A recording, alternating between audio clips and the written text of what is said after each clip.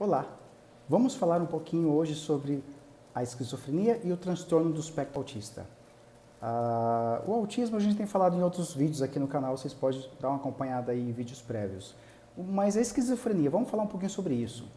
A esquizofrenia é a antiga loucura, tá? Desde a classificação antiga até o DSM-5 revisado, tem que estar presente a alucinação, o delírio, enfim. Na década de 80, o DSM-3 foi classificado em várias partes, né, o tipo de esquizofrenia. No DSM-4, na década de 90, 1994 foi lançado o DSM-4, teve revisões, foi classificado em 7 tipos, né? E a gente vê o paranoide, que é o mais típico, né, a sensação de perseguição, além de ter alucinação visual, auditiva. E a mais complicada, que é a hebefrênica, né, que não comenta muito, né, não é muito comum hoje em dia, mas é mais complicada considerado. Tem a catatônica, tem a diferenciada, tem a simples, a residual. Enfim, e a classificação mais nova, mais recente do DSM-5 revisado, não comenta especificamente esses 7 tipos, comenta tipos com delírios específicos, não atípicos, a paranoide, que é mais comum, continua identificada lá, e existem critérios para a gente diagnosticar. Como a gente vê no livro de psiquiatria, no DSM-5, né, nós podemos ver a questão da classificação. Na página 99, a gente vê a questão do critério diagnóstico, são 6, né? E eu vou me atentar no último critério, o critério 6, que é o critério F, são classificação em ordem alfabética, né? E lá comenta o seguinte,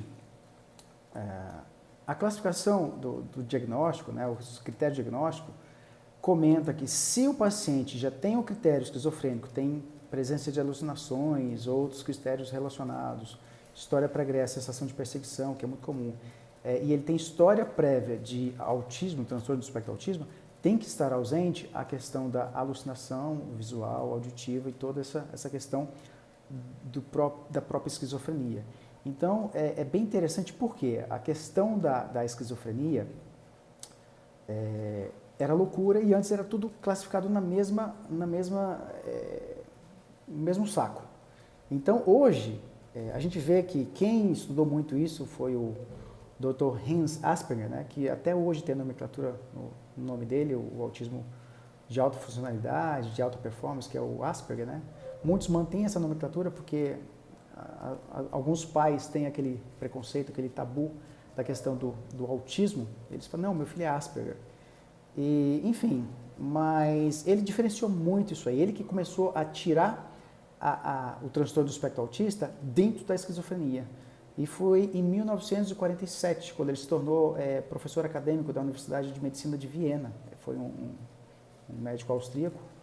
E foi muito interessante a evolução da história dele, a literatura que ele deixou, muitas pesquisas que ele fez, né? Fez pesquisa também com crianças da Segunda Guerra Mundial, bem interessantes para vocês verem com detalhe depois. Então a diferença principal é que a gente vê na própria classificação para critério diagnóstico da esquizofrenia, se a pessoa tem um histórico prévio de autismo na infância e adolescência, você tem que descartar a questão da alucinação, do delírio, né? Porque, na verdade, o autista, ele não tem alucinação, ele não tem delírio, ele tem ecolalia na infância, porque ele repete muito as palavras, por causa da dificuldade de aprendizagem, a forma de memorização, tudo isso aí. Tem outra coisa bem interessante também, é geneticamente relacionado, né? Tem relação na família, às vezes a criança com diagnóstico de transtorno do espectro autista, ela tem um tio, um primo, um avô que tem o diagnóstico de esquizofrenia, mas o mais comum que a gente vê é que é uma questão genética, né? 97% a 99%, que a gente vê que o autismo é geneticamente presente na família. Então tem um primo, tio, avô dentro do neurodesenvolvimento, né? Na classificação nova do DSM-5, que deve ter um déficit intelectual, às vezes tem um TDAH, o pai descobre que é TDAH, depois de muita investigação sobre o filho autista diagnosticado, às vezes tem um transtorno motor específico, às vezes só uma dislexia, enfim, e é bem interessante a relação disso aí. Tem uma coisa muito importante também, que vale a pena ressaltar aqui, eu já falei em outros vídeos sobre a poda neuronal, a neuroplasticidade cerebral. O que é isso? É a adaptação, a morte dos neurônios na neurosinapse para ir se adaptando. Por isso que muitos casos de criança não verbalizada autista, ela tem essa atrofia neuronal, que é a poda neuronal.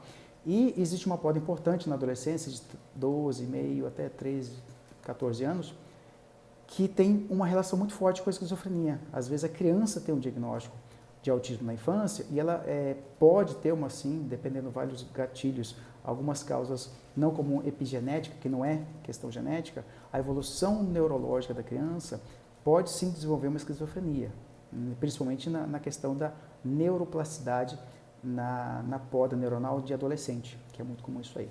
Tá? Então fica a dica aí, a diferença principal, o autismo na questão de ecolalia, a questão de falar sozinho, ele não está alucinando, é por causa da dificuldade de linguagem, a dificuldade social que está presente no diagnóstico do autismo, ele acaba confundindo, né, que a pessoa está alucinando, está falando com terceira pessoa, que na imaginação dela, mas na verdade não é alucinação, é a questão do autismo em si. Um abraço e até a próxima.